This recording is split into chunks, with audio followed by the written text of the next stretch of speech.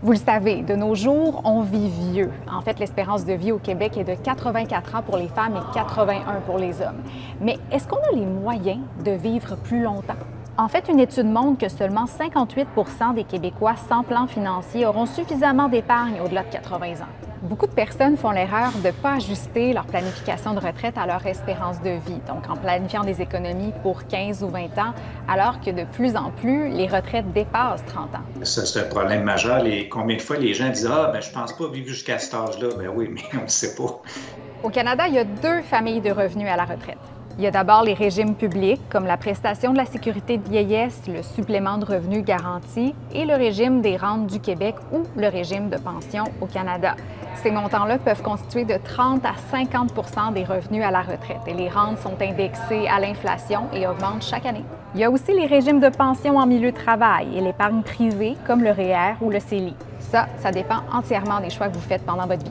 Et pour avoir une idée de combien il faut économiser pour la retraite, il faudrait savoir combien de temps on va vivre. Mais comme c'est impossible à savoir, les planificateurs financiers se fient à la probabilité de survie à 25 Par exemple, à 30 ans, on a 25 de chances de vivre jusqu'à 99 ans. Il faut donc planifier sa retraite comme si on vivait jusqu'à 99 ans. Bon, après, on estime que la majeure partie des gens auront besoin de 60 à 80 de leur revenu actuel pour avoir une retraite confortable. Par exemple, une personne qui a un salaire de 90 000 en fin de carrière aurait besoin d'environ 63 000 par an pour vivre parce qu'elle aura moins de dépenses et paiera moins d'impôts. Mais reste que même si on a des bonnes pensions à la retraite, il faut financer le reste. Juste le fait de mettre 10 de sa paye de côté, même si à 25 ans, on n'a aucune idée de ce qu'on veut faire puis qu'on voit l'accès à la propriété qui est pas évident, bien juste le fait de s'habituer tout de suite à mettre 10 de côté à chaque 2 semaines ou à chaque mois, peu importe. Avec l'intérêt composé, ça fait des montants extraordinaires 30, 40 ans plus tard. Et pour voir la magie de l'intérêt composé, il n'y a rien comme un bon vieil exemple.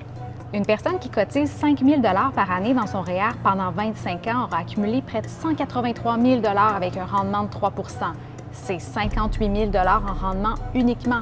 Mais si cette personne-là commence à cotiser 5 ans plus tard, elle aura accumulé 134 000 et un peu plus de la moitié du rendement, soit 34 000 D'où l'importance de commencer tôt pour que les économies fassent de l'intérêt sur l'intérêt et que ça fasse un effet boule de neige.